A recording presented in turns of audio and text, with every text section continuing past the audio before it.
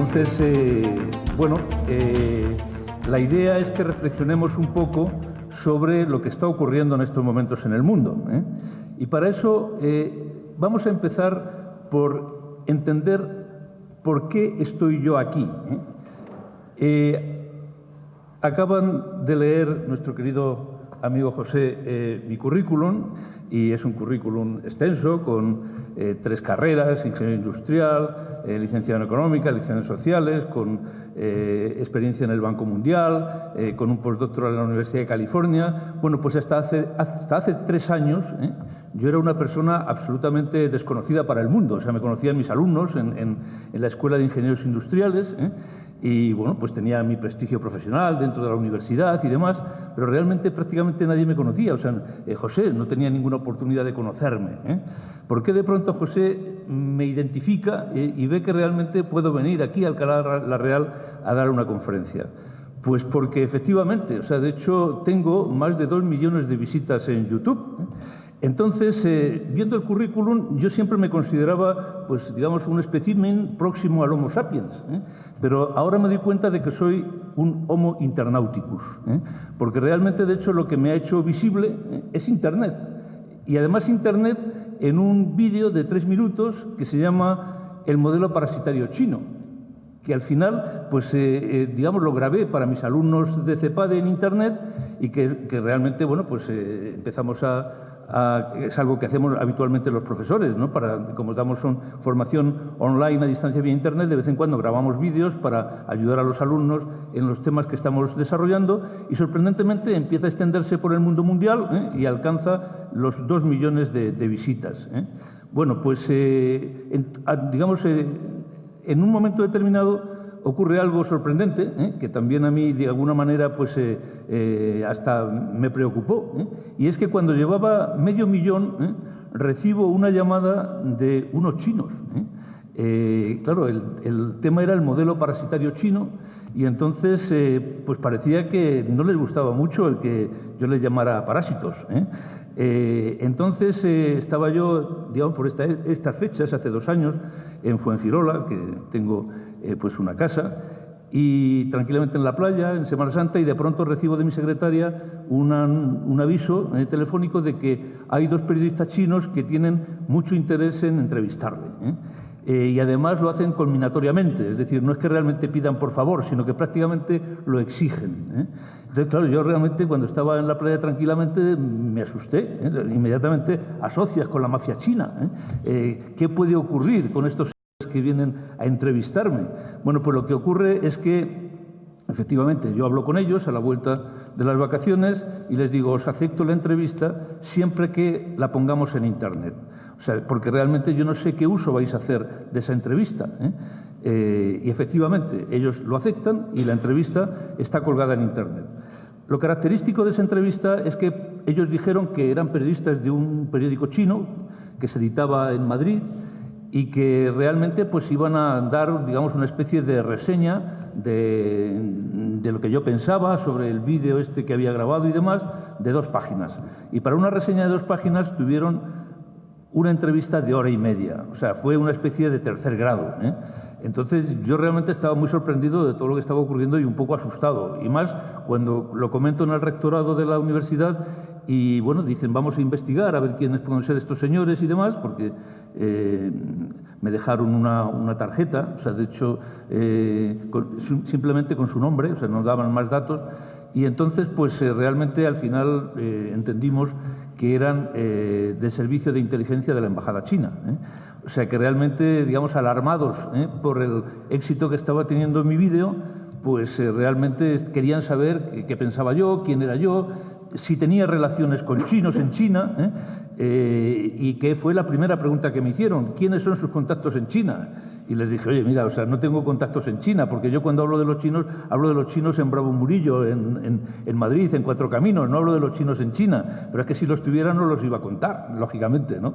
Entonces, bueno, pues realmente, de hecho, fue una entrevista un poco, digamos, en ciertos momentos violenta, que terminó cuando me preguntaron: ¿y por qué nos llama parásitos? Digo: bueno, es que realmente no es un insulto, es un acrónimo, O sea, realmente yo hablo del modelo parasitario chino, y el modelo parasitario chino es que la palabra parásito tiene las 4 sílabas básicas del modelo, es pacífico, rapidísimo, silencioso y total.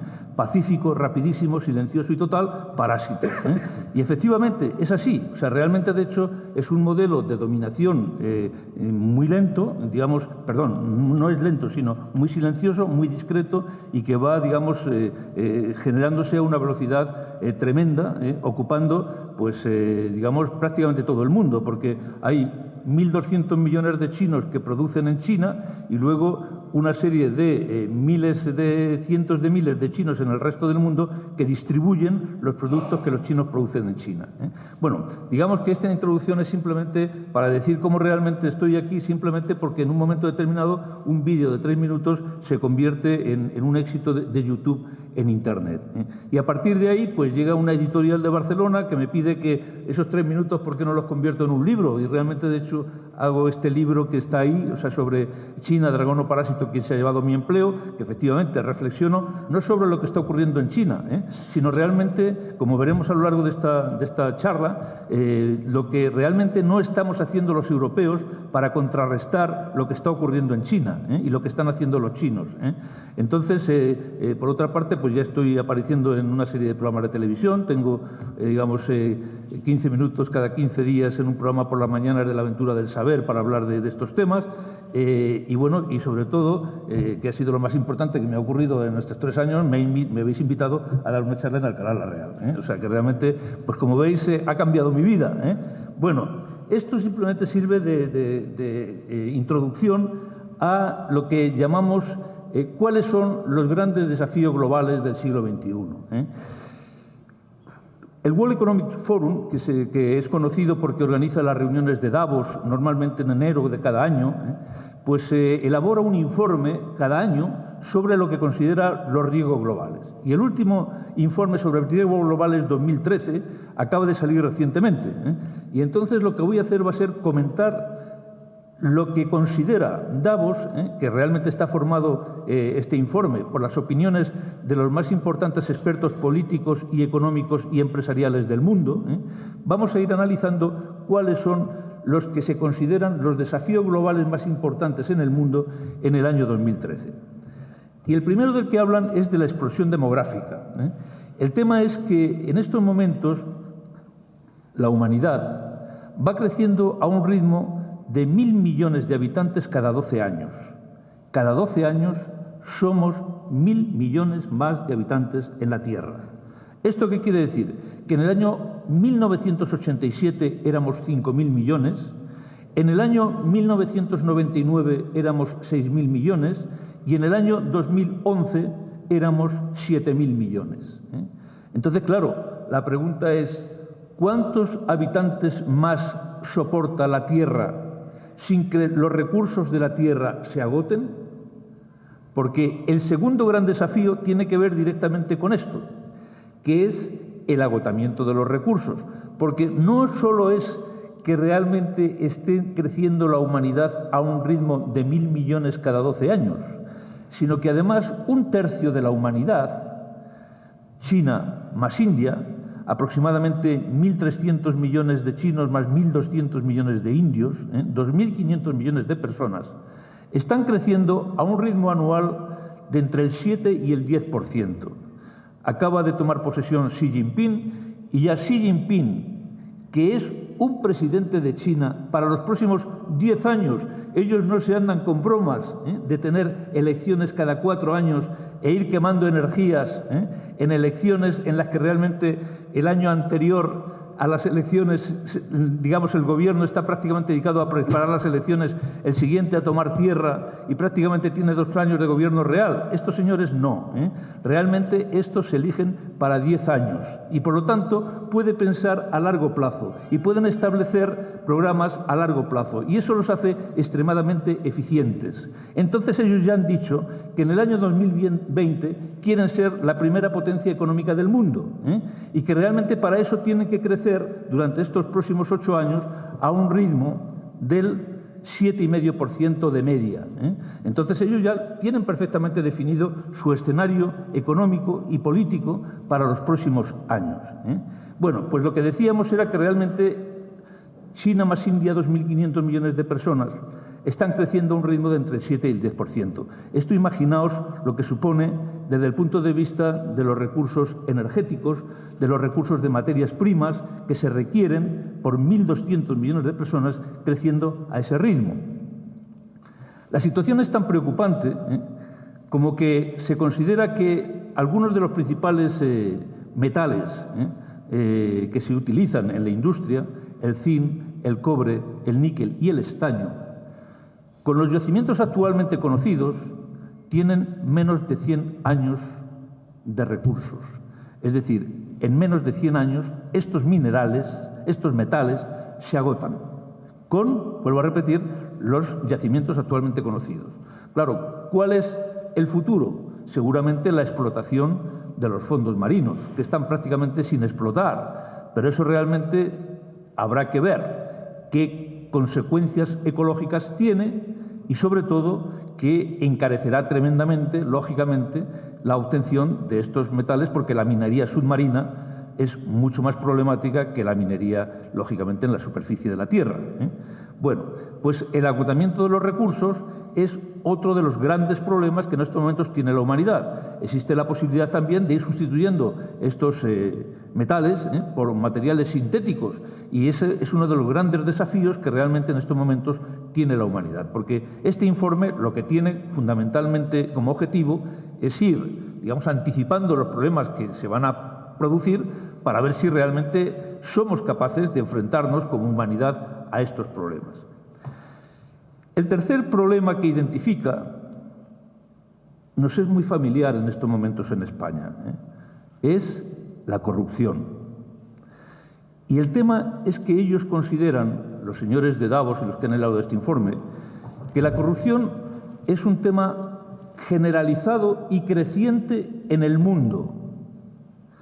Y tenemos aquí, digamos, los dos ejemplos más próximos son el discurso de Xi Jinping nuevamente en China al tomar posesión como presidente de China, donde plantea que sus dos objetivos fundamentales son acabar con la corrupción en China y acabar con la desigualdad en China, o reducir la desigualdad en China, y el nuevo Papa, que realmente también habla de la corrupción y que seguramente es hijo del informe que Benedicto XVI encargó a sus cardenales para analizar lo que estaba ocurriendo en la curia romana, que realmente, de hecho, bueno, pues está lleno de escándalos vinculados a temas de corrupción.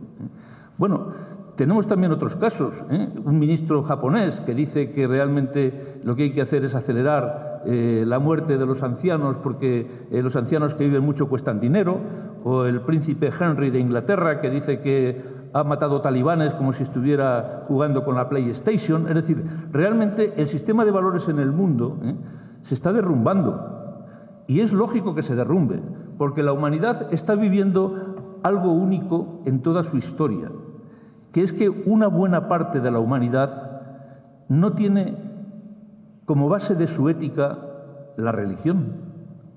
Es decir, hasta prácticamente principios del siglo XX, la base de la ética en todo el mundo era una ética religiosa, era una ética de cielo e infierno, una ética de premio y castigo, premio a los buenos y castigo a los malos. Pero llega un momento a finales del siglo XIX en que Nietzsche dice Dios ha muerto, y Marx dice la religión es el opio del pueblo. Bueno,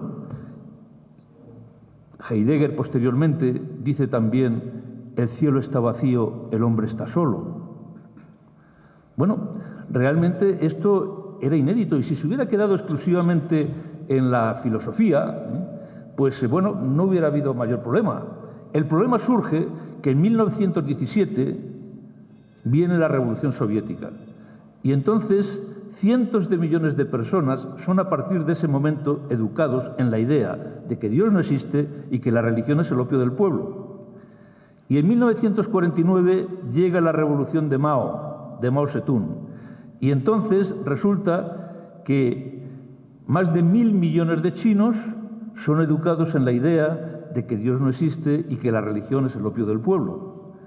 Y entonces resulta que en estos momentos, si tenemos en cuenta, es una estadística que salió recientemente en un periódico español, que se había hecho a nivel mundial por el Instituto de Ciencias de la Religión de Estados Unidos, resulta que 1.600 millones de personas no se identifican con ninguna religión.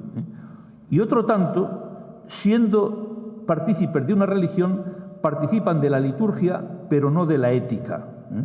Es decir, son los señores que, bueno, pues van a una procesión de Semana Santa llevando un Cristo a hombros, y luego, pues después de la procesión se emborrachan. Bueno, pues cumples con la liturgia, pero realmente eso no tiene nada que ver con la ética. Y lo fundamental en la religión no es la liturgia, es la ética.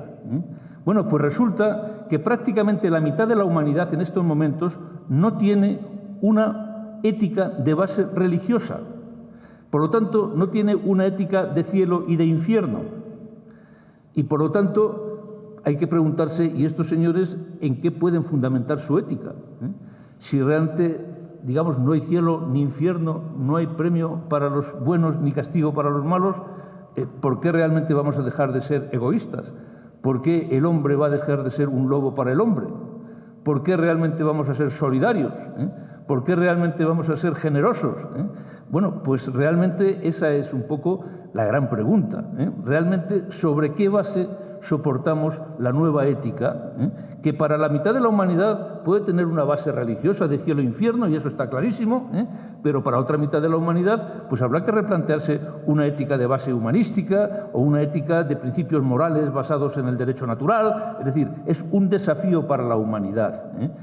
Fijaos que realmente el marxismo, en la práctica, era un intento de religión laica, porque sus principios básicos son absolutamente asumibles desde el punto de vista ético.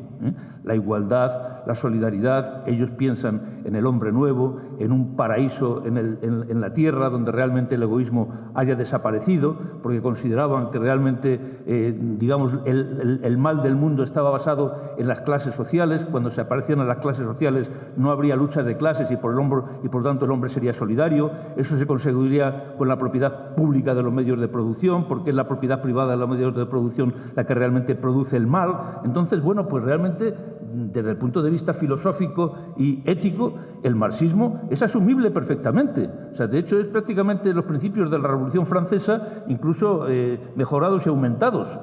¿Cuál es el problema del marxismo? Que para llegar a ese hombre nuevo hay que pasar nada más y nada menos que por la dictadura del proletariado. Y ahí realmente, de hecho, ya hemos encontrado un escollo considerable. Porque ¿qué ha ocurrido? Que cuando se ha tratado de implantar la dictadura del proletariado, pues hemos visto que realmente en Rusia se ha venido abajo, porque realmente pues, se había convertido en un Estado absolutamente ineficaz y corrupto, con privilegios absolutos de la clase perteneciente al Partido Comunista, y en China se han tenido que inventar una cosa nueva, que es el comunismo de mercado, que realmente ya no tiene nada que ver ni siquiera con los principios igualitarios de Mao. Recordemos que Mao Zedong sí que realmente practicaba el principio igualitario. Todos los chinos iban igualmente vestidos para dar idea de que allí no había clases con el traje Mao. Pero resulta que en 1978 Deng Xiaoping se le ocurre decir: hacerse rico es glorioso. Se ha cargado la doctrina comunista, se ha cargado la doctrina de Mao y han inventado el comunismo de mercado, que es una especie de híbrido que realmente carece básicamente de base moral. Y entonces, bueno, pues realmente, digamos, la ética marxista ha desaparecido también de China como desapareció de Rusia. Entonces, ¿con qué tipo de ética nos quedamos? Es decir, realmente esa, digamos, ética de los no religiosos, ¿en qué se fundamenta? Si ya la ética de los religiosos deja mucho que desear, creyendo que hay cielo e infierno, imaginaos realmente los que creen que no hay cielo e infierno y que realmente, digamos, todo se acaba aquí, y entonces pues que lo único que tiene sentido es el hedonismo, el vivir lo mejor posible a costa de quien haga falta. Bueno, pues ese es un poco el problema que estamos viviendo, y para que el que realmente yo desde luego no tengo solución. Digamos, lo único que puedo hacer aquí es plantear el problema y ver realmente si alguno, digamos, en el debate posterior, pues se le ocurre qué se puede hacer para reinventar una ética de base natural, de base, digamos, humanística y que realmente nos ayude a convivir y a no convertirnos a todos en lobos para el semejante. Bueno, pues este es el tercer gran tema que realmente se plantea en estos momentos en el informe de Davos sobre los problemas del siglo XXI. El cuarto es la revolución de Internet. Decíamos al principio que, y no sé siquiera si lo hemos dicho, pero si no lo decimos ahora, que lo que realmente estamos viviendo en estos momentos no es un cambio de ciclo, es decir, la crisis que estamos padeciendo en estos momentos no es una crisis convencional, es una crisis muchísimo más profunda que tiene que ver con un cambio de ciclo, que quiere decir, en definitiva, que está cambiando todo en el mundo, están cambiando las relaciones de poder, está cambiando la geoestrategia, están cambiando el sistema de valores. Es una revolución en la que realmente todos nos encontramos un poco perdidos, y que yo pienso que tiene incluso fecha de origen, que es 1989. En 1989 ocurren tres acontecimientos. Uno de ellos es la caída del muro de Berlín. Eso supone que realmente desaparece el imperio soviético, y realmente hay incluso un politólogo muy famoso en Estados Unidos que se llama Fukuyama, que aventuró que eso suponía el fin de la historia. Es decir, realmente desde el momento en que el imperio soviético ha caído, la Guerra Fría ha sido ganada por Occidente y por lo tanto lo que se va a imponer en el mundo va a ser la democracia occidental. El capitalismo ha vencido al comunismo definitivamente. Eso lo dice Fukuyama, y Fukuyama se convierte en el gran pensador de finales del siglo XX. A Fukuyama le contesta otro señor que se llama Huntington y dice: no, el siglo XXI lo que va a ocurrir no es que haya desaparecido las tensiones y se haya llegado al fin de la historia, sino que lo que fueron las luchas de clases en el siglo XX van a ser las luchas de civilizaciones en el siglo XXI. Y Huntington lo que dice es que lo que iba a dominar en el siglo XXI iba a ser la dialéctica, la batalla ideológica entre Occidente y el Islam, es decir, la civilización judeo-cristiana con la civilización islámica, y que eso iba a ser el elemento dominante en el siglo XXI. La realidad es que, sin que eso deje de ser totalmente cierto, lo que ni Fukuyama ni Huntington previeron era que el gran acontecimiento del siglo XXI iba a ser la emergencia de China, y que realmente ya, la dialéctica entre capitalismo y comunismo iba a ser sustituida por una dialéctica entre democracia y capitalismo de Estado o comunismo de mercado. Alguien me preguntaba, uno de mis compañeros de un diario de Jaén, que me ha hecho una entrevista y que está aquí presente, si yo pensaba que China iba a evolucionar hacia una democracia. Y yo le he dicho no. No, porque realmente ellos piensan que su sistema de comunismo de mercado, que en definitiva es una reproducción, desde el extremo ideológico opuesto de lo que fue para Hitler el capitalismo de Estado, pues realmente les está resultando extremadamente eficaz. Es tan eficaz que en estos momentos están conquistando, como decíamos al principio, pacíficamente el mundo. Ellos se han convertido en la fábrica del mundo. ¿Y eso qué quiere decir? Pues que realmente cuando ellos en los años pasados creaban 20 millones de empleos al año, eso era a costa de la desindustrialización de Occidente. Es decir, en buena medida, los desempleos que tenemos en Occidente, concretamente en Europa, que son 25 millones de desempleados, en la Unión Europea 17 millones y en España 6 millones, algo tiene que ver con el hecho de que de pronto China se haya convertido en la fábrica del mundo. Yo el año pasado, por estas fechas, estaba dando una conferencia en un congreso en Castellón, y realmente era un congreso de empresarios cerámicos. Y claro, aquello era absolutamente desilusionador, porque la mayor parte de las empresas de fábricas de cerámicas de Castellón habían prácticamente cerrado, por dos razones. Una, por la crisis de la construcción, pero también, y la mayor parte de ellas por eso fundamentalmente, porque se habían trasladado a China. ¿Por qué? Porque allí la mano de obra es mucho más barata y porque además, claro, el mercado chino es inmenso. Por lo tanto, realmente se está produciendo una transferencia sistemática de fábricas de Occidente hacia China, con lo cual realmente se está desindustrializando Occidente, ¿eh? Pero es que además los chinos han tenido la enorme habilidad de no solo la fábrica del mundo, sino que ahora se han convertido en los banqueros del mundo. En este momento China controla el 40% de las divisas del mundo, es decir, tiene 3 billones con B, 3 billones y medio de dólares de reservas.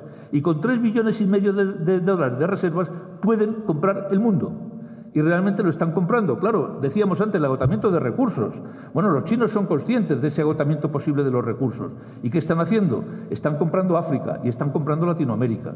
Cuando digo que están comprando África y Latinoamérica es materialmente, es decir, están comprando extensiones enormes de tierra en África y en Latinoamérica. Y están comprando, digamos, las principales minas de minerales estratégicos en Latinoamérica y en África. ¿Por qué? Porque realmente, digamos, tienen en estos momentos un potencial financiero impresionante, ¿eh?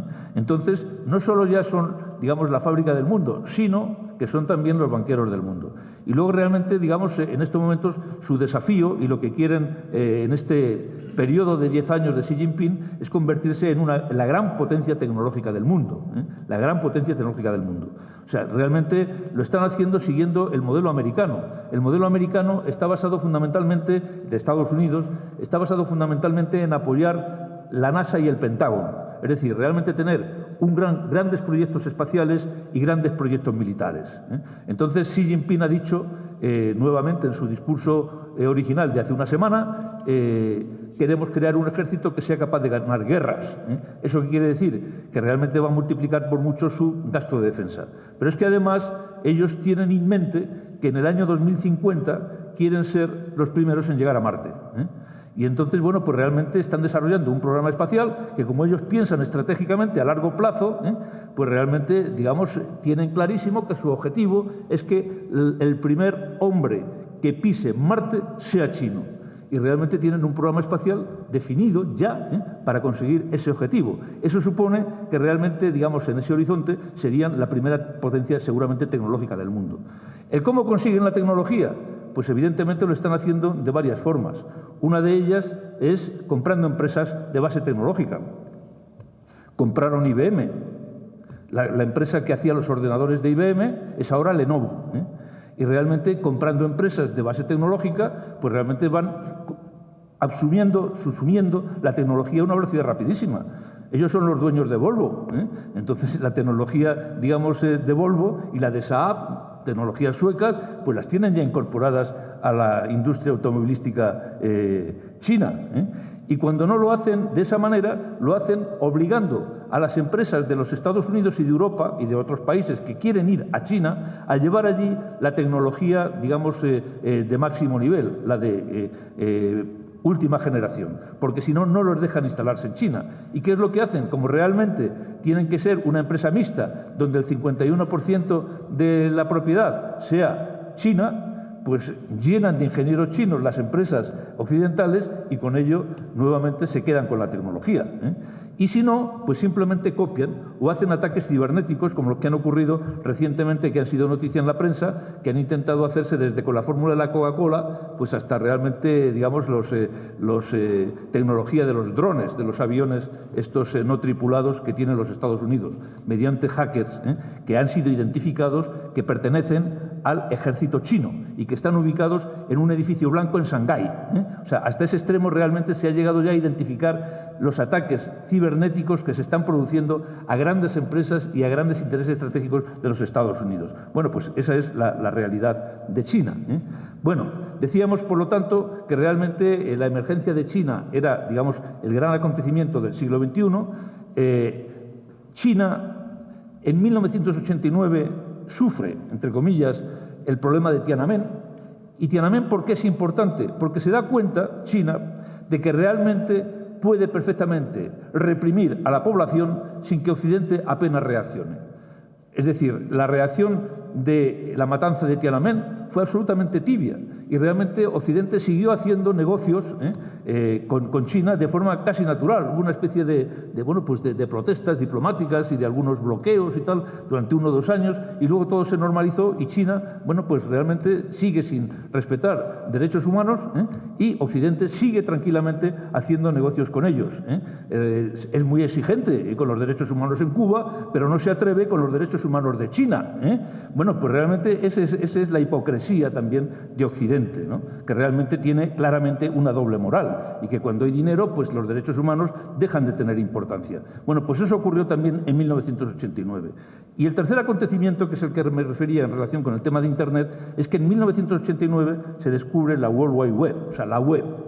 Es decir, realmente en el CERN, en Suiza, un investigador inglés, pues genera la web, y la web es lo que realmente ha puesto orden en todo el proceso de Internet. Entonces, la revolución de Internet, digamos que tiene de alguna forma su origen también en ese año de 1989, donde, vuelvo a repetir, confluyen la caída del muro de Berlín, la plaza de Tiananmen y el descubrimiento de la web. ¿Qué es lo que ocurre con Internet? Fijaos que decíamos, estamos en una nueva era, en una nueva era donde la geoestrategia está cambiando, donde realmente el juego del poder en el mundo está cambiando. Bueno, pues Internet, como toda tecnología, tiene un aspecto positivo y un aspecto negativo. Puede ser puesta a disposición del bien o a disposición del mal, como por ejemplo la energía atómica. Siempre las nuevas tecnologías tienen, digamos, ese doble perfil. Pueden ser aplicadas al bien o aplicadas al mal. La energía atómica puede ser dedicada a generar electricidad con centrales nucleares o puede destruir el mundo con la bomba atómica. Bueno, pues realmente con Internet pasa lo mismo. Hay un aspecto enormemente positivo, y es que en un smartphone cabe toda la información del mundo, toda la información de toda la historia del mundo. Es decir, realmente, de hecho, nunca una persona ha tenido en su mano, físicamente en su mano, toda la información generada en toda la historia de la humanidad. ¿Cuál es la diferencia y lo que va a diferenciar a unos países de otros en relación a esto que es común allá a miles de millones de personas en todo el mundo, el tener la información en la mano? La capacidad de transformar la información en conocimiento. Y hay países que lo van a saber hacer, y eso se hace a través del sistema educativo, y otros países que no lo van a saber hacer. Y por lo tanto, si por mucha información que tengamos, si no sabemos transformar la información en conocimiento, esa información acaba siendo inútil, porque el conocimiento es lo que te da la base para la toma de decisiones. Entonces, es evidente que realmente Internet, desde ese punto de vista, desde el momento en que realmente pone a nuestra disposición toda la información de toda la historia de la humanidad en una mano, el poder que nos da es enorme, pero tenemos que aprender a utilizarlo. Y para eso es exigible una revolución en la enseñanza, sobre todo en la enseñanza primaria y en la enseñanza media.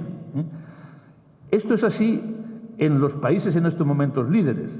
Corea del Norte, Corea del Sur. Corea del Sur, conjunto con Finlandia, aparece en el informe PISA sistemáticamente como, digamos, uno de los sistemas educativos más eficientes del mundo.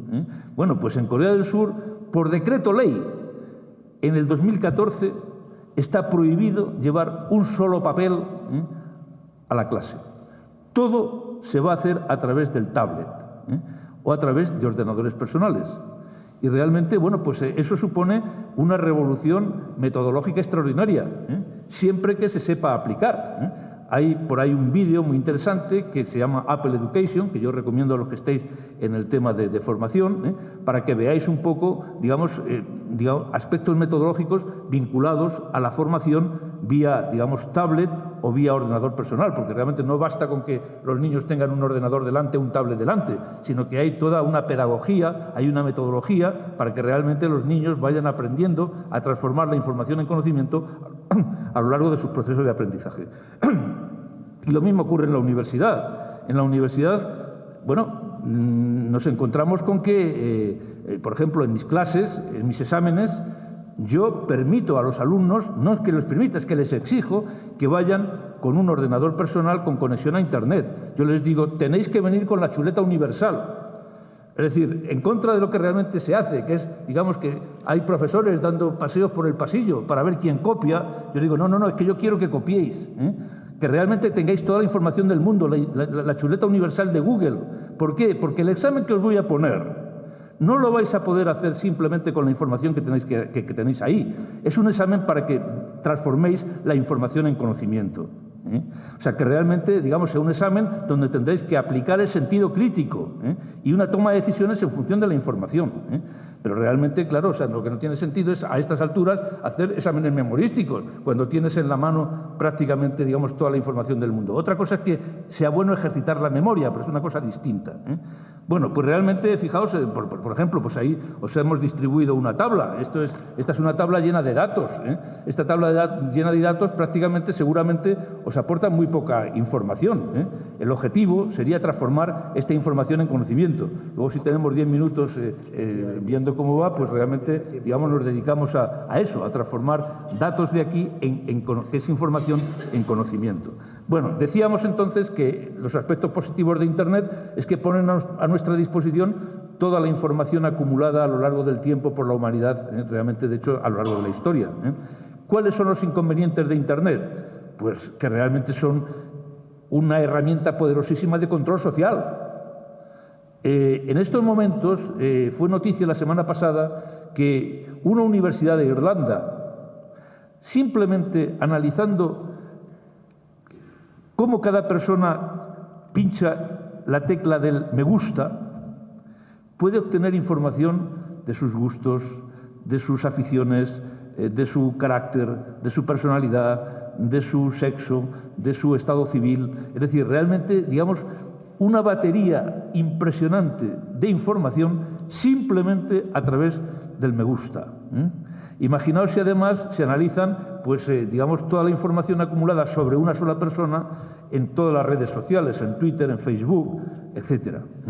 Entonces, claro, realmente esto, digamos, ya lo están utilizando las empresas multinacionales para tener información sobre cada uno de nosotros, sobre cada uno de los consumidores. Esto es una especie de gran hermano. Y eso sería, digamos, lo menos malo. Es decir, que realmente se utilice eso para bombardearnos con marketing dirigido.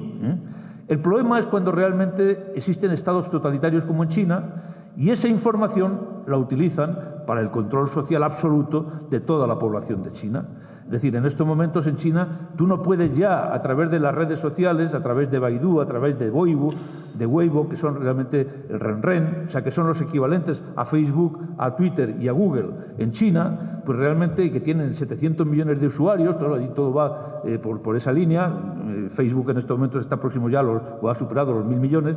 Bueno, pues realmente, claro, o sea, ahí es que los chinos entran frenéticamente, porque son además tremendamente aficionados a los temas, lógicamente, de Internet, y no se dan cuenta de que realmente todo eso que están generando en Weibo, en Baidu o en Renren, pues está siendo analizado por todo un ejército de policía cibernética que controla perfectamente lo que está ocurriendo en China a cada uno de sus ciudadanos. Es decir, ellos no tienen problemas ya para identificar a un disidente, lo tienen controlado a través de Internet. Por lo tanto, el tema del control social vía Internet es una tremenda amenaza, es el gran hermano del siglo XXI para la humanidad.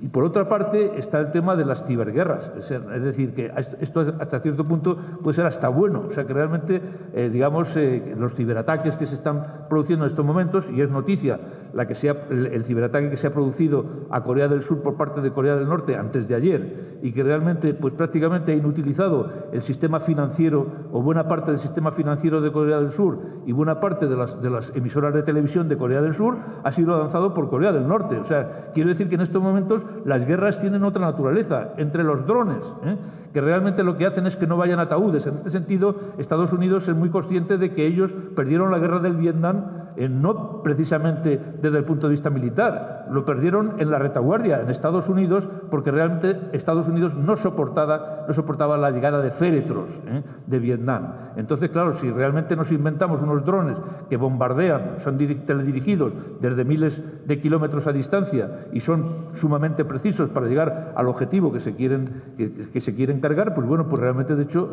es la guerra, digamos, del siglo XXI. Por eso tienen tanto interés los chinos en captar la tecnología de los drones de los Estados Unidos, que son los más avanzados del mundo.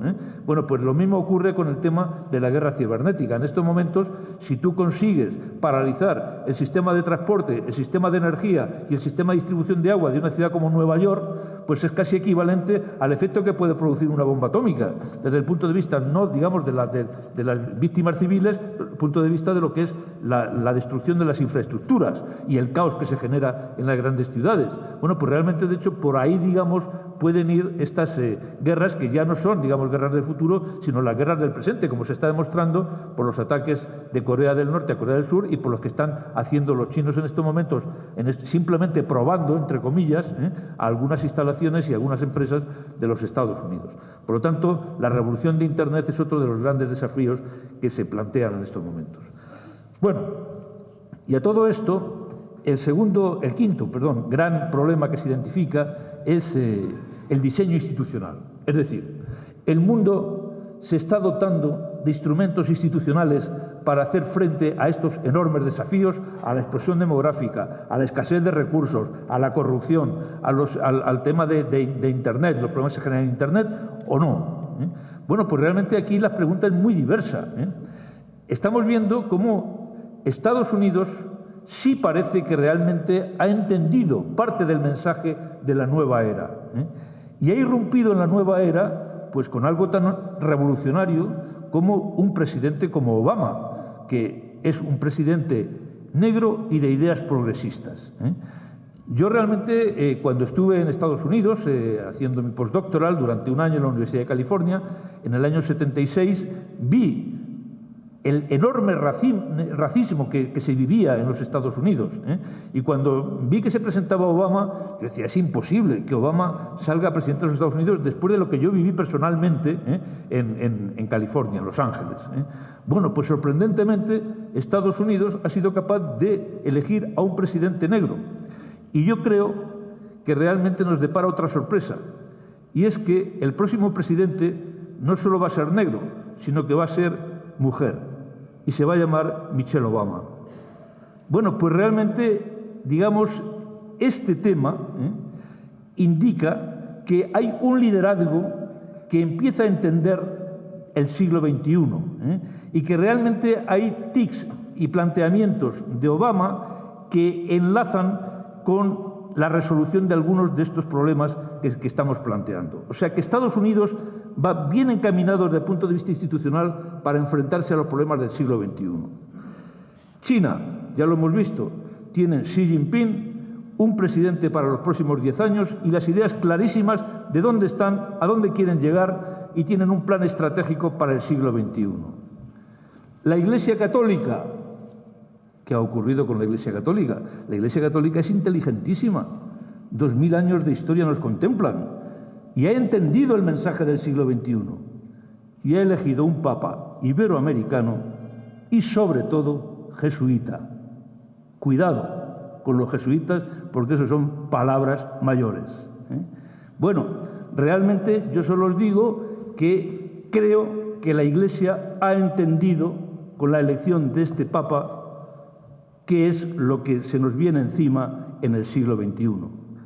Y que creo que este papa será un buen papa, desde una posición religiosa o agnóstica. A mí realmente, de hecho, estoy en una posición en la que no me importa ni la fe ni la liturgia, me importa la ética. Y yo creo que la ética que desprende este papa es una ética positiva, de compromiso con los pobres, con los humildes, de compromiso realmente social.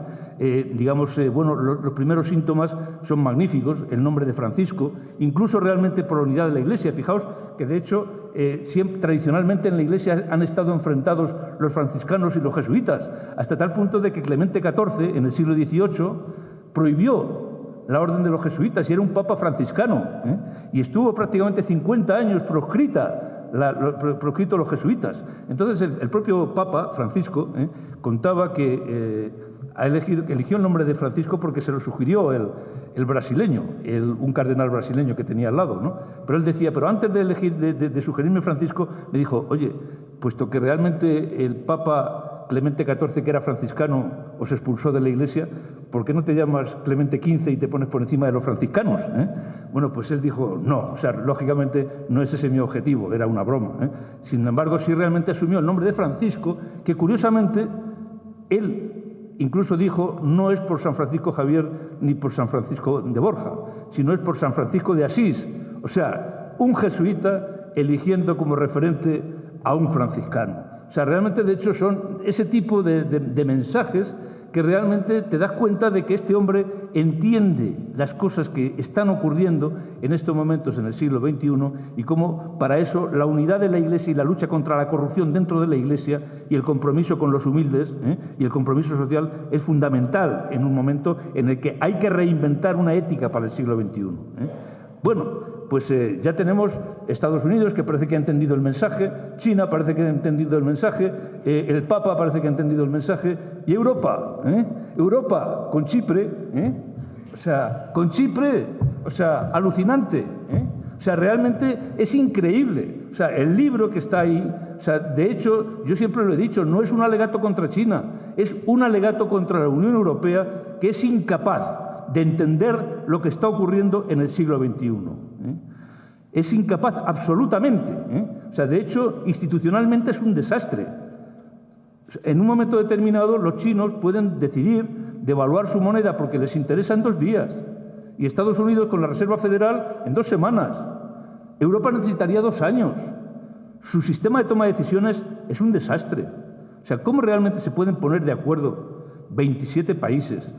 Cuando las decisiones estratégicas tienen que ser aprobadas normalmente por 27 parlamentos, cuando hay intereses contrapuestos entre los alemanes con los franceses con los españoles con los portugueses con los griegos con los chipriotas. Pero bueno, o sea, todavía Europa no ha entendido de que es absolutamente imprescindible la unión política, pero la unión política de forma absolutamente acelerada. Es decir, realmente antes del 2020 deberíamos de tener un gobierno europeo con un presidente europeo y unos ministros europeos con poder y administrando un presupuesto similar al que Obama administra en los Estados Unidos, que es un 20% del PIB de los Estados Unidos. En Europa, la Comisión Europea administra un 1% del PIB. Y no tenemos gobierno. Tenemos a un presidente, digamos, de la Comisión, que es un Van Rompuy, que no hay que verlo nada más que es un pobre hombre. O sea, realmente, de hecho, es un títere, o sea, en manos de la señora Merkel y los demás. O sea, realmente, de hecho, había un candidato que era Tony Blair, que hubiera sido un candidato fuerte para presidir la Unión Europea y que lo descartaron entre Berlusconi, Sarkozy y Merkel porque les podía hacer sombra. O sea, realmente, de hecho, estamos en una revitalización de los nacionalismos europeos cuando realmente tendríamos que ir a pasos acelerados hacia la integración definitiva de la Unión Europea, a configurar un gobierno europeo con un presidente europeo de carácter ejecutivo como lo es en los Estados Unidos. O sea, Europa no ha entendido todavía el siglo XXI y mi temor es que lo entienda demasiado tarde. ¿Y en España? Pues en España peor. En España, institucionalmente, estamos tan desastrosos como la Unión Europea a nuestro nivel, con el desastre del Estado de las autonomías. El Estado de las autonomías es una aberración en la historia de España. No existe precedente en la historia de España de un Estado autonómico. El Estado de las autonomías surge como consecuencia de que hay que contentar a los nacionalistas vascos y catalanes. Y a alguien se le ocurre la feliz idea de que lo mejor es el café para todos y que en lugar de darles un cierto, digamos, estatus especial a vascos y catalanes, pues lo que hay que hacer es reproducir lo que piden los vascos y catalanes en 17 autonomías. Yo soy de Ciudad Real. Llego de Estados Unidos en el año 76, después de pasar un año, y me encuentro con que hay un concurso entre los artistas manchegos para inventarse la bandera de la Mancha. Y realmente hay un concurso entre los músicos para inventarse el himno de la Mancha. Y así sucesivamente. O sea, realmente como ejemplo de lo que realmente es la absoluta no tradición de la filosofía, digamos, autonómica y del sentido federal en España. No ha existido nunca, nunca. Nuestro modelo ha sido siempre jacobino, ha sido francés, ha sido de centralización política y descentralización administrativa, porque son cosas compatibles. La centralización política es absolutamente compatible con la total descentralización administrativa. Pero lo que no tiene sentido es que haya un Parlamento autonómico en Murcia, y otro en La Rioja, y otro en Navarra, y otro en Castilla-La Mancha, y otro en Extremadura. O sea, realmente, digamos, es reproducción, digamos, de los esquemas, hasta tal punto de que realmente, claro, el objetivo que se pretendía, que era tratar de atraer a los vascos y a los catalanes porque se cedía en sus pretensiones, vemos que el efecto es el contrario. Ahora resulta que, de hecho, como siempre, lo que ellos quieren diferenciarse, ahora es la independencia de Cataluña. Y lo que se quiere crear en España, vamos, es la aberración de los microestados, el microestado vasco. O sea, realmente, de hecho, si veis en este papelito, os daréis cuenta de que realmente las potencias emergentes en el siglo XXI, las potencias dominantes, Brasil, India, Rusia, China, Estados Unidos, ¿qué tienen en común?